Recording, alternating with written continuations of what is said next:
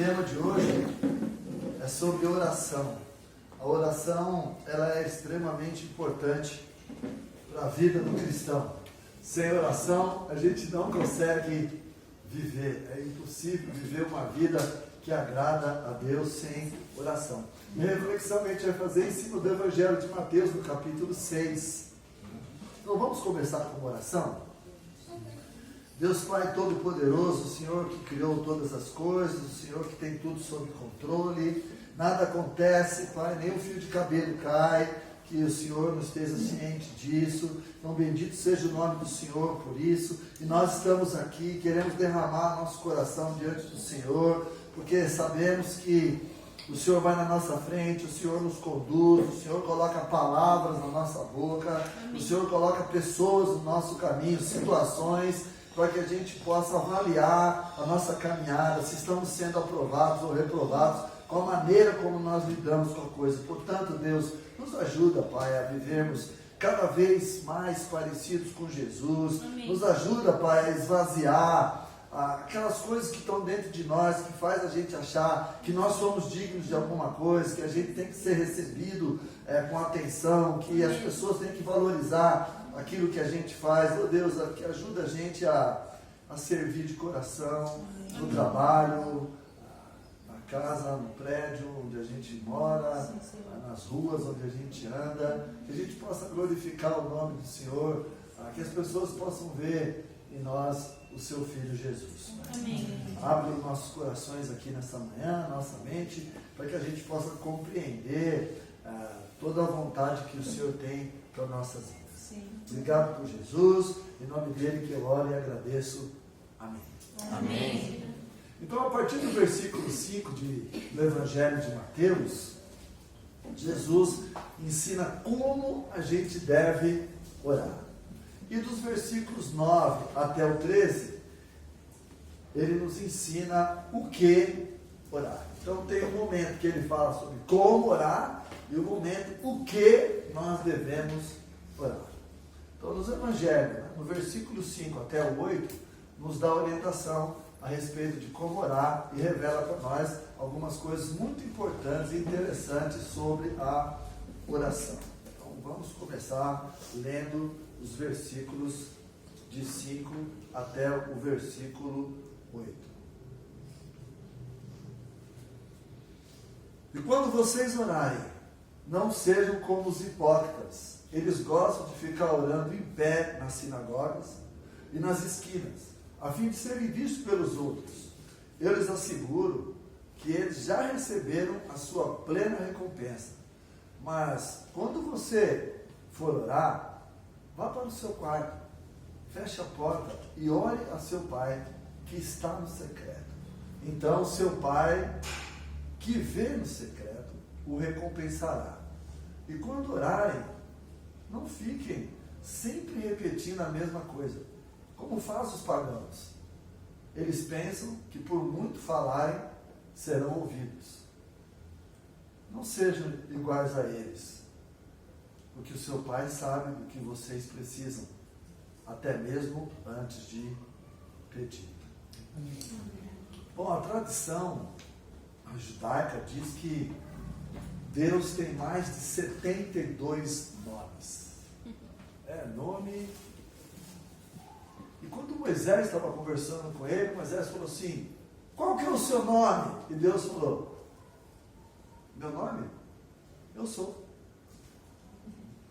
Então, quando eu penso na oração,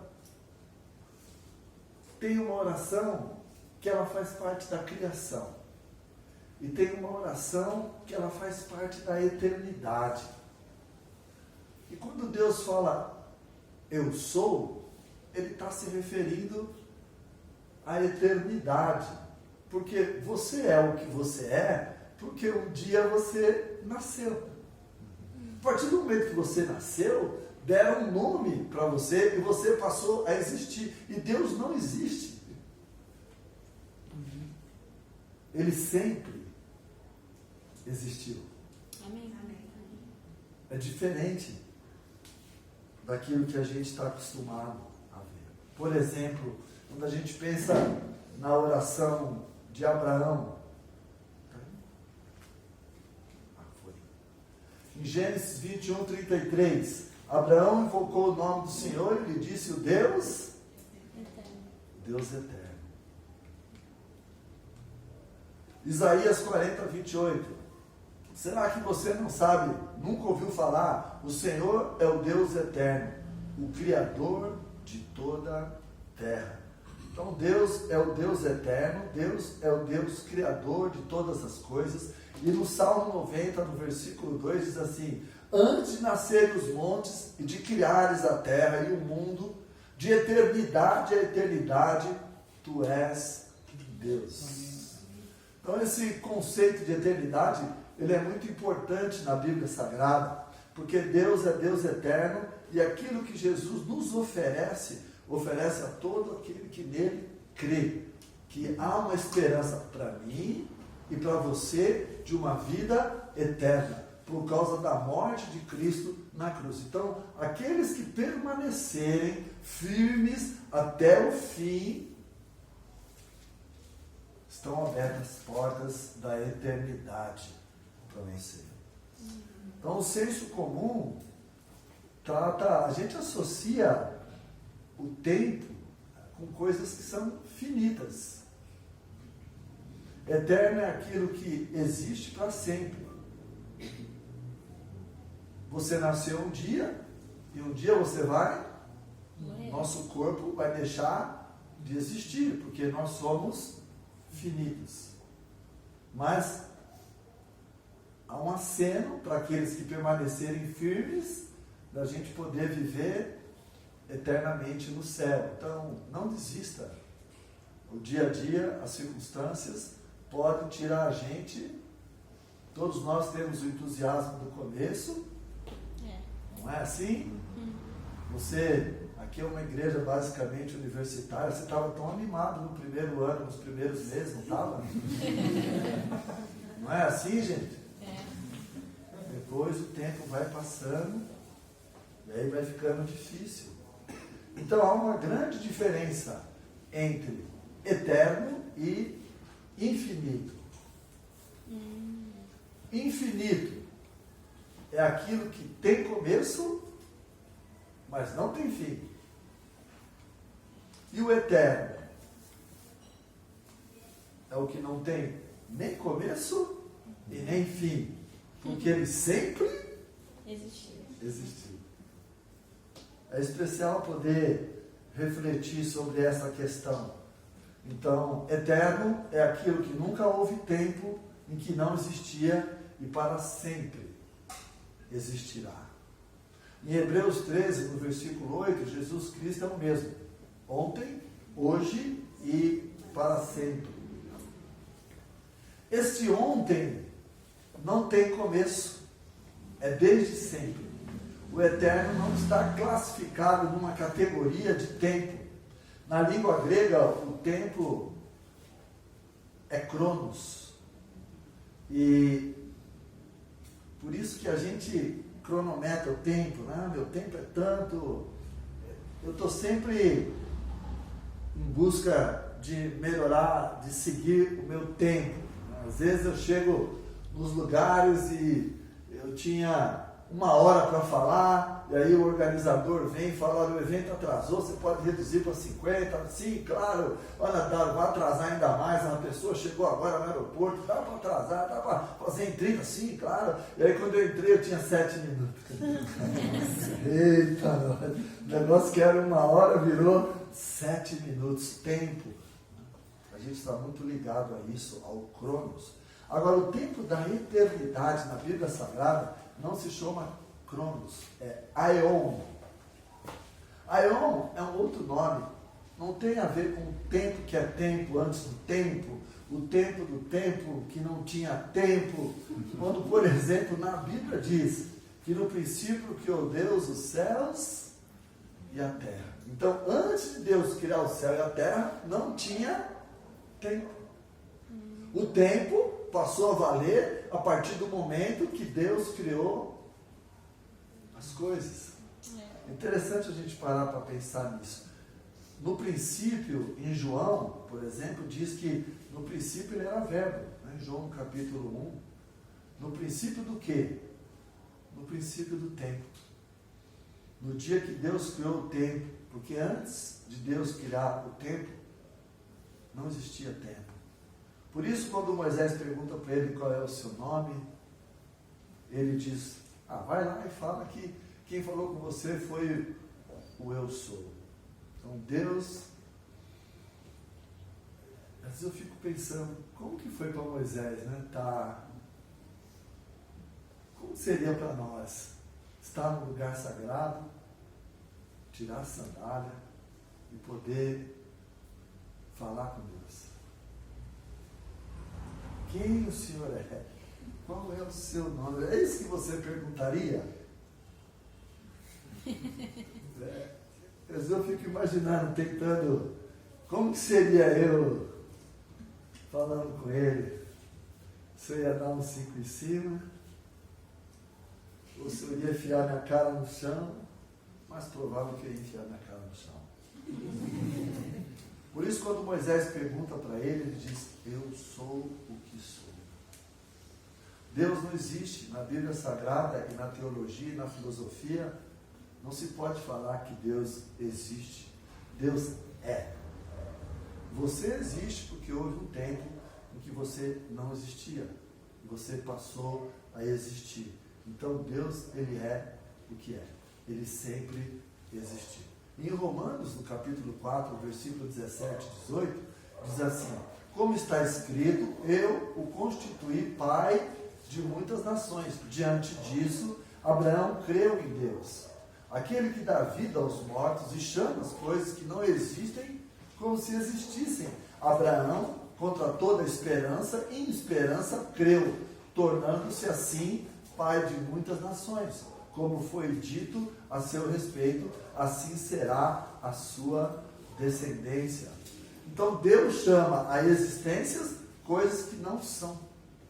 Você não era e Deus chamou você à existência e você veio a ser, veio a existir. Deus sempre existiu. Então Ele é. Vai lá e fala que quem está falando com você é o eu sou. Então quando Moisés pergunta para Deus, né, o nome dele, ele deixa bem claro.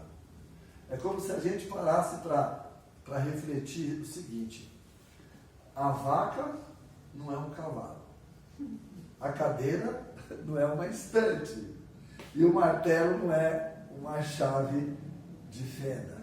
O que é gordo não é magro, e o que é branco não é preto. Então, está deixando bem claro.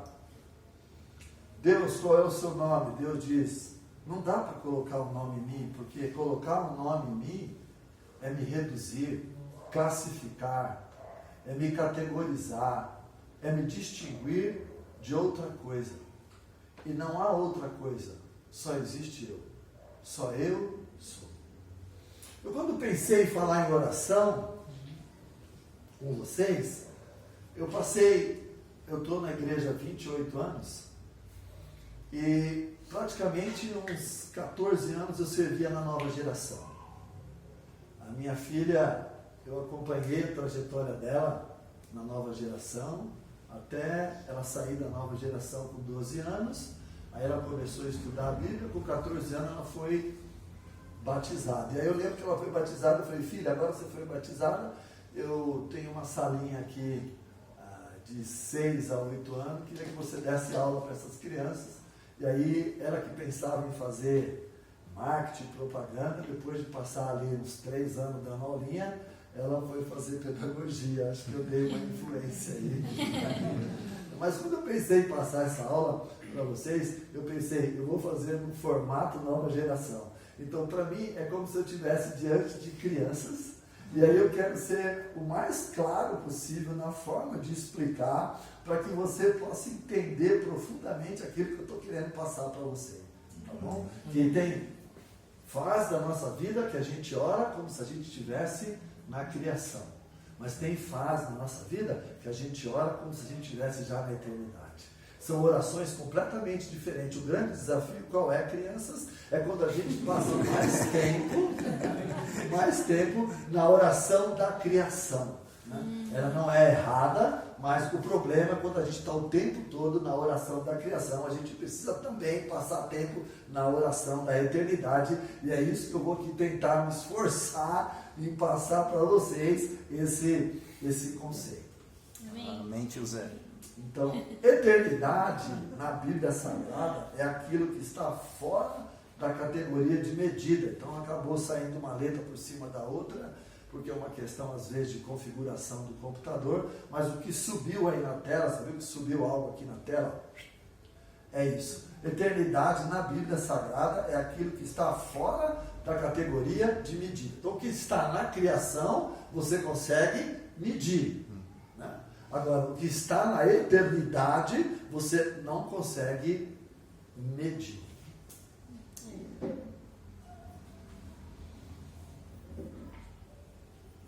Então eu não posso medir, eu não posso limitar.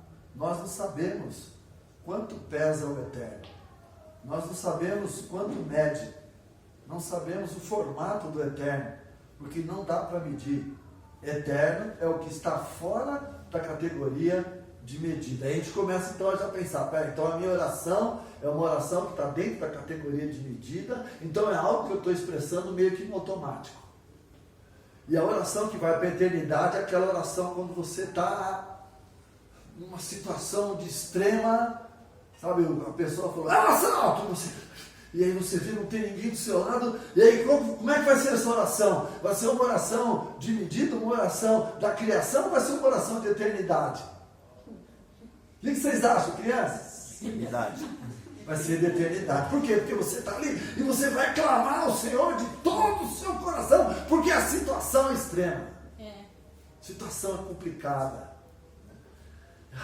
É uma oração totalmente diferente do que a gente está acostumado. Então, alguns exemplos aí para a gente refletir. Presente de aniversário está na categoria de medida. Presente do Dia das Mães está na categoria de medida. Amor não está na categoria de medida. Por isso, quando você dá um presente para alguém que você admira, que você ama, você diz, isso aqui é só um pequeno gesto para expressar a gratidão que eu tenho por você na minha vida. Porque gratidão está fora da categoria de medida.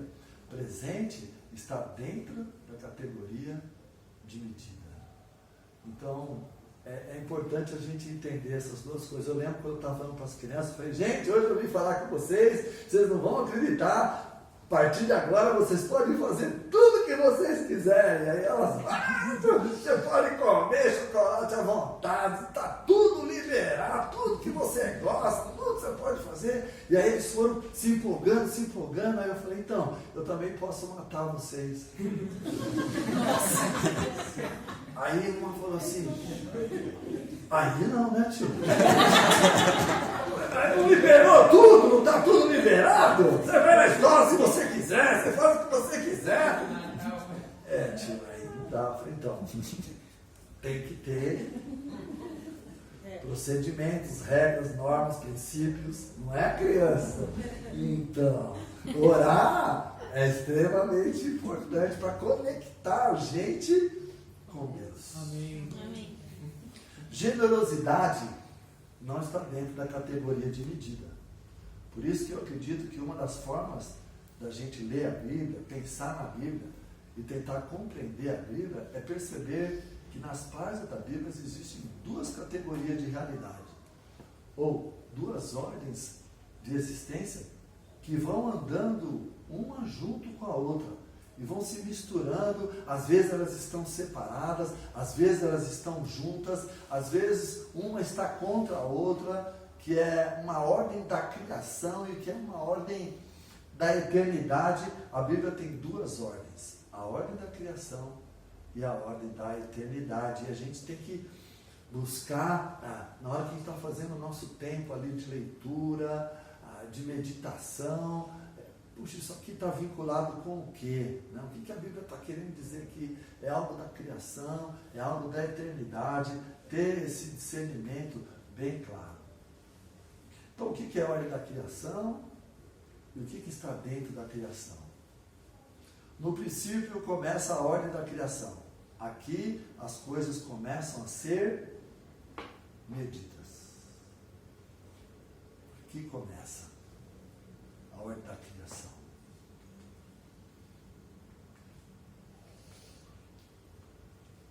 Então, amor não está na categoria de medida. Por isso que quando você dá um presente, né, não dá para a gente medir o tamanho do presente. E aí a gente tem uma oração aqui. A oração de Ana. Uma oração poderosa. Que diz assim em 1 Samuel, no versículo 16, capítulo 16, versículo 7. O Senhor, contudo, disse a Samuel: não considere a sua aparência, nem a sua altura, pois eu o rejeitei. O Senhor não vê como o homem vê a aparência, mas o Senhor vê o coração. Não cheguei ainda na Ana, estou aqui ainda em Samuel, mas é interessante a gente parar para pensar. Normalmente a gente vê a aparência, né? E a aparência está ligada com o quê? Com a criação. Você consegue medir, né? Eu vejo a diferença da minha geração para a geração tecnológica que nasceu de 2000 para cá. Né? Quanta diferença, né? na maneira de lidar, de ser. Incrível a gente poder ver a evolução que vai acontecendo de geração em geração. E a gente tem que se adaptar, tem que se encaixar. A gente não pode... Às vezes eu estou falando nas empresas, eu falo assim, gente, e aí? Como é que vocês estão lidando com a geração tecnológica, a geração 2000, né? E aí ver os desafios que a empresa tem, né? Eu estava conversando com ele e dizia assim, olha, agora a gente, porque eles são mais exigentes, eles são mais criteriosos, eles são mais inteligentes, eles entregam muito, então a gente está pensando assim, lá no centro de vivência, que é onde o pessoal da construção civil faz o almoço, a gente vai colocar um ar-condicionado para eles, uma sala de jogos, né? E aí eu pensei, vocês vão tentar enganar eles com essas coisinhas, porque o que eles vão querer mesmo, ó. Eles querem ser bem tratados, mas se você pagar pouco, eles não vão permanecer, porque é uma geração diferente. A gente se matava pela empresa, a gente fazia... Hoje essa geração, ele chega, ele entrega bastante e ele quer um resultado rápido. E quando isso não acontece, ele pede a conta, ele tira o pé. Agora estão chamando de demissão silenciosa, que é uma demissão assim, eu vou tirando o pé, vou desacelerando. Ou a empresa me manda embora, ou eu peço as contas. E aí, como lidar com isso, uma vez que eu quero ter um ambiente cada vez mais seguro? Se eu tenho uma rotatividade no meu ambiente, isso é muito ruim. Então, a gente como igreja, a gente também precisa estar preparado, né? Você que tem mais de 40 anos, para acolher essa geração que está chegando aí, a geração 2000, que ela se torna comprometida quando ela se sente amada, respeitada e valorizada. Então, a oração faz parte de tudo isso. Então, Jesus é incrível, né? Ver aqui o texto de Samuel e pensar naquilo que Deus quer nos ensinar por meio desse texto, mas o Senhor vê o coração. Então, tome cuidado com a aparência. Muitas vezes a gente que é jovem, a gente quer um gatinho e ele quer uma gatinha. Ai, tem que ser gatinho. Tem que ser gatinha. Aí casa. O miado da gatinha que era miau. Depois de um tempo casado, aquele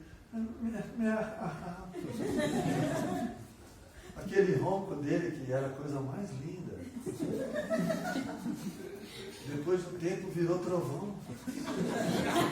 Mas como que pode ser mudado desse jeito? Porque a gente vai perdendo a gratidão. Ou a gente vê a aparência, tem que buscar ver o coração, projeto de vida, valores, porque é isso que vão fazer toda a diferença na nossa vida. Deus se relacionou conosco nas categorias da ordem da criação. ele se relaciona com a gente na categoria da ordem da eternidade. Então, essa experiência com Deus é da ordem da eternidade, não é da ordem da criação. Então você precisa passar mais tempo na eternidade do que na Criação. Isso acontece às vezes na igreja. Por exemplo, você está fazendo uma reunião nas casas e tal, daí de repente está todo mundo ali distraído, aí você fala assim, irmão, você pode orar, por favor? Aí o irmão que estava ali, ok, aí sai aquela oração da criação. Deus, muito obrigado por eu estar aqui nessa reunião, que o Senhor possa abençoar a vida dos irmãos aqui, muito obrigado em nome de Jesus, amém. Essa é uma oração típica da criação. Crianças, vocês estão entendendo a diferença? Sim. Estou sendo claro ou mais ou menos? Então vamos lá, vou tentar me esforçar ainda mais. Então você deve estar perguntando, bom, então o tema de hoje é oração, exatamente. Então tem oração da ordem da criação e tem oração da ordem da eternidade. Então eu estava conversando com uma irmã que é enfermeira e lá no hospital chegou uma pessoa que o médico não tinha mais o que fazer, então abriu para a família, para os amigos, para irem visitar e libera para todo mundo que quiser ir lá visitar. E aí quando perguntaram para essa moça, e aí como que está sendo? Aí eu falei, está sendo legal porque eles estão vindo aqui se despedir de mim. Então como fica a oração de alguém que sabe que as pessoas estão indo lá para ter o último encontro? Como vai ser essa oração? Vai ser uma oração assim, Senhor, então muito obrigado por eu estar aqui nesse hospital, eu cuido das pessoas, do enfermeiro, ou vai ser aquela oração que a pessoa vai cair em prantos e de joelho, vai falar, puxa, Senhor, acabou para mim. E aí, melhorou a minha Nossa, explicação? obrigada, hein? Esclareceu? Isso não quer dizer que o fato de você estar chorando, porque tem gente que, a minha esposa mesmo, dificilmente, ela não sai do quarto, depois de uma oração, com os olhos todos, você percebe que ela chorou. No começo eu falava assim, querida, está tudo bem? Com o tempo eu fui percebendo, ela estava derramando o coração dela para Deus em uma oração. Jesus diz assim, olha, quando você for orar, não ore na sinagoga, nem na rua, falando, tentando impressionar, ou então mudando a entonação de voz. Você pode orar, por favor? Sim, claro. Senhor Todo-Poderoso. Aí muda a entonação para querer impressionar. Você vai impressionar as pessoas, mas não impressiona Deus, porque Deus vê o coração na sua oração. Oração é uma experiência da ordem da eternidade. Amém. Salmo 51, 17. Os sacrifícios que agradam a Deus são um espírito quebrantado, um coração quebrantado e contrito. Ó Deus, não desprezarás. Então, o que agrada a Deus? Um espírito Quebrantado. e contrito. Então, na hora da oração, se prepara. Vai lá para o seu quarto, sozinho. Eu vou orar hoje na ordem da eternidade. E às vezes a oração pode ser um silêncio. Você vai ficar em silêncio. Deus vai estar vendo Coração. o coração. Deus vai estar vendo o coração. 1 Samuel 1, do 12 ao 17. Enquanto ela orava, agora sim a oração da Ana. Enquanto ela continuava a orar diante do Senhor, ele observava a sua boca. Como Ana orava silenciosamente, seus lábios se mexiam, mas não se ouvia sua voz. Então Eli pensou que ela estivesse embriagada e lhe disse, até quando você continuará embriagada? Abandone o vinho. Ana respondeu, não se trata disso, meu senhor. Sou uma mulher muito angustiada, não bebi vinho, nem bebida fermentada. Eu estou derramando minha alma diante do Senhor. Não julgues tua serva uma mulher vadia. Estou orando aqui até agora por causa da minha grande angústia e tristeza. E aí, gente? Ficou bem claro o que é uma oração da eternidade? Sim. O momento aqui era complicado para Ana, né? A outra esposa, que naquela época podia ter várias, estava tendo um filho atrás do outro, e era nada, e ano após ano ela clamava a Deus, até o dia que ela fez uma oração, onde ela derramou o coração dela, e Deus ouviu a oração, e deu um filho que foi, Samuel foi algo assim extraordinário na geração dele, por causa de uma oração da eternidade. Então, como eu disse no início, nós como cristãos devemos passar mais tempo orando na criação ou na eternidade? Eternidade. Eu não entendi, crianças, na eternidade ou na criação? Na eternidade. Isso também, claro, gente, parece besteira, né? Mas o jeito que eu estou fazendo. Mas interessante, a maioria das crianças da minha salinha foram batizadas. Amém. Eu às vezes errava até por excesso com elas. Porque a gente às vezes quer fazer as coisas com a força da gente, né? Eu lembro que para agradar as meninas, eu botava todas elas no meu carro, não dava para colocar o cinto, né? Porque eram muitas. Enchia o carro de criança e na hora do culto de quarta-feira, eu levava as crianças para o McDonald's. E elas comiam aquele lanche e voltava lá quando os pais vinham buscar, as crianças estavam felizes da vida, até um dia que o irmão veio e falou assim para mim: rapaz, tá bacana esse gesto que você está fazendo, hein? Mas e se bater o carro? Eu falei, Mas eu não desisti. Agora eu avisava os pais e saía catando as crianças de casa em casa com autorização dos pais, colocava quantidade suficiente, vamos para o McDonald's. Porque eu queria fazer a minha parte, eu orava para Deus fazer a parte dele. Eu acho que a somatória das minhas boas intenções, com a intenção de Deus, teve uma menina do nosso grupo que não foi batizada, e aí ela cresceu um pouquinho, foi viver lá fora, voltou para a igreja e foi batizada. Então o tempo que eu passei na nova geração foi um momento muito especial para a minha vida, poder saber que de alguma forma eu influenciei positivamente na vida daquelas crianças. Amém. Então, gente, ficou bem claro para vocês o que é pregar, o que é orar na criação, com base na medida, e orar na eternidade. Ele não precisa responder, crianças, mas como tem sido sua oração? Quanto tempo você passa orando na criação? E quanto tempo você tem passado orando na eternidade?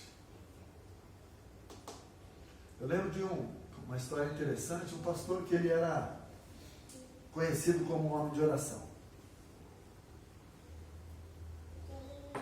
Aí uma irmã veio e falou: pastor, você pode orar por mim?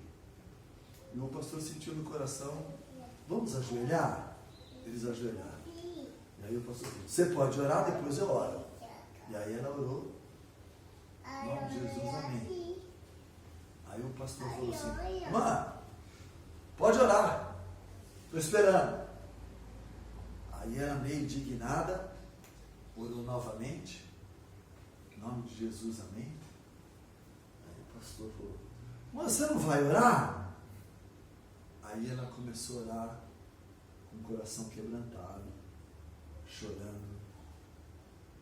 Ela ali depositou o coração dela naquela oração. E aí o pastor orou por ela. Então, eu acho que essa é uma grande reflexão de como que tem sido nossas orações. Às vezes você tem uma confirmação para o culto. Como você ora pela sua confirmação? É uma oração da criação? Ou é uma oração que você vai derramar seu coração pela alma daquela pessoa? Tem toda uma diferença. Tem toda uma diferença. Pergunta! Para encerrar. Vamos ler todo mundo em voz alta, crianças? Quando? Qual foi a última vez que você orou invadindo a ordem da eternidade? Que tal a gente ter um convívio falando sobre isso? rapaz, acho que eu não lembro a última vez que eu orei, o negócio está feio aqui. Então você vai falar, olha, eu orei pela eternidade, eu lembro uma vez, agora podendo ver essa aula aqui, teve uma vez que eu orei e aconteceu uma coisa. Ah, é mesmo, né? Deus respondeu aqui. Eu lembro quando minha filha nasceu, eu tenho 68, vou fazer 69 anos, né? Aí eu falei assim, Senhor, assim, eu tive muitos problemas de saúde, eu já era para ter morrido, eu não sei por que eu não morri ainda, sabe? Porque Deus tem um propósito para mim, porque já era para ter morrido lá atrás. Assim, os primeiros anos de vida, que determina a qualidade de vida de uma pessoa, são os 2 primeiros anos de vida. Se você não teve nenhuma internação, não tomou antibiótico, não tomou nenhum remédio nos 2 primeiros anos, você vai ter uma qualidade de vida incrível. E depois você começa a morrer a partir dos 30 anos, porque a gente perde uma batida por ano da nossa capacidade cardiovascular. Então, assim, os meus anos de vida, os meus primeiros anos, eu vivia me esfregando na parede, porque eu tinha uma doença no sangue que dava uma coceira no meu corpo todo. Então, como eu não conseguia a parte do corpo atingir, eu ficava me esfregando na parede. E a minha mãe não tinha muita condição financeira, ela me levava para benzedeira, aquelas coisas que existiam naquela época, para a pessoa que era pobre, que não tinha acesso. E eu fui crescendo com isso. Meu irmão, que era... eu nasci em 55, ele nasceu em 57, praticamente a gente começou a andar juntos. Então, para você ver a minha limitação. Né? E foi incrível, porque não foi influenciado pela minha família nem nada, mas quando eu entrei na Força Aérea, eu queria ser piloto de avião, e o máximo que eu consegui lá foi varrer o pátio, pilotar a vassoura. Muito difícil você entrar na academia da Força Aérea com escola pública e mais faltando do que indo. E eu entrei lá e de repente me colocaram, eles foram vendo o meu perfil e me colocaram para treinar tiro, para ser segurança. Aí eu fui até a faixa preta, aí fui a faixa preta 3º Dan, e aí às vezes eu fico olhando essas coisas e falo, caramba, do nada eu comecei a mudar minha alimentação, do nada eu comecei a valorizar as coisas que são mais saudáveis, e aí eu fui construindo a minha vida. Aí agora eu e a minha esposa, a gente procura ter uma alimentação mais saudável possível. E aí eu passei pela tuberculose, não sei se alguém aqui já teve a oportunidade de passar por isso. Eu tomava uma porção de remédio todos os dias, um coquetel de remédio que passava pelo meu fígado, pelos rins. Era para ter já tido algum problema por causa disso. E aí os anos foram passando. Depois de curar da tuberculose, eu tive leptospirose, que é uma doença do rato, da urina do rato, que se você demora para tratar, a febre alta no ser humano pode matar. Né? E eu fui para o hospital, fiquei lá internado e eu não morri. Amém. Então, com todo esse quadro, eu não tomo nenhum remédio com 68 anos, eu estou animado pra caramba. Mas eu quero encorajar você, vamos orar para a eternidade, vamos derramar nosso coração. Isso pode iniciar lá no seu quarto, lá quando você estiver sozinho com Deus. Clame a Deus, derrame o seu coração, porque aí Deus vai ver e vai ouvir. Amém. Um coração quebrantado. Então, agora eu vou pedir para a Gi orar para nós. Gi, você pode orar para nós? Pegar as crianças de surpresa. Vai lá, Gi. Manda a eternidade. Quem diria, hein, Gi? Sentar na primeira fileira é fogo. Eu ia chamar do lado do último, né? Mas eu vou chegar lá, porque são 2 pessoas que vão orar. Eu já estou vendo uma irmã agachada lá atrás.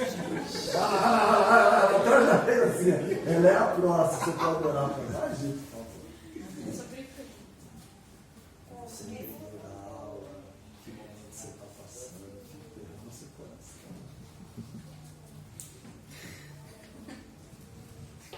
Som. Pai, bom dia, Deus. Senhor, muito obrigada por esse momento aqui. Obrigada pela vida do Zé, pelas coisas que ele falou, Pai. Obrigada por ter falado no meu coração durante essa pregação. Eu sei que muitas vezes as minhas orações são para coisas do reino, para coisas terrenas. Muitas vezes eu oro sobre o meu emprego, muitas vezes eu oro sobre dinheiro, muitas vezes eu oro sobre um casamento, uma família, sobre as coisas que eu vou viver aqui. Como o Zé falou, que são coisas finitas, que são coisas que vão passar, que são coisas, enfim, passageiras. E poucas vezes eu oro sobre o meu coração, sobre a minha vontade de salvar pessoas, de ler a Bíblia com pessoas, de ensinar sobre Cristo para as pessoas. Poucas vezes eu oro sobre a tristeza que eu sinto, muitas vezes, quando eu vejo que a minha família não segue ao Senhor, Pai. Muitas vezes eu não oro também, Deus, sobre os meus pecados, sobre as coisas que eu faço, que muitas vezes desagradam ao Senhor. Poucas vezes eu me derramo também, Deus. Poucas vezes eu choro. Poucas vezes eu me humilho diante do Senhor. Poucas vezes eu me ajoelho. Poucas vezes eu abaixo a minha cabeça para poder falar com o Senhor, Deus. Que o Senhor possa me perdoar por isso, Pai. Que o Senhor possa me dar uma nova chance de poder orar por coisas da eternidade. Muito obrigada por ter usado a vida de alguém para falar comigo. Para falar que as minhas orações podem ser mais profundas, que elas podem ser mais honestas, mais verdadeiras, mais sinceras, Deus. Eu espero realmente que a partir de hoje as minhas orações possam ser de coração, que possam falar realmente com o Senhor, Deus. Espero poder melhorar isso. Espero que o Senhor me ajude também, Pai. Que o Senhor possa, com o seu Espírito Santo, me guiar as minhas palavras, guiar o meu coração. Muitas vezes eu tenho dificuldade de ser sincera e honesta sobre as coisas que eu sinto com as pessoas e também com o Senhor, Deus. Muitas vezes chorar, me derramar, pedir ajuda, dizer que eu não consigo, que eu não sou, enfim, capaz de lidar sozinha com as coisas, também muitas vezes é difícil, Deus. Pai, que o Senhor possa realmente me ajudar com as minhas dificuldades. Obrigado por me dar coragem de falar sobre essas coisas na frente das pessoas e também por essa oportunidade de poder ser sincera e honesta com o Senhor e também com a minha igreja e com as pessoas ao meu redor, Pai. Te oro e te agradeço por causa da morte de Jesus. Toda vez que eu me lembro da morte de Jesus, eu me lembro porque eu decidi seguir a minha vida e dar tudo que eu tenho para o Senhor, Pai. É muito bom poder pensar que eu fui salva e amada por Ele. É isso que eu te oro e te agradeço no nome dele. Amém. Amém. Obrigado, Zia. Obrigado pela oportunidade, irmãos.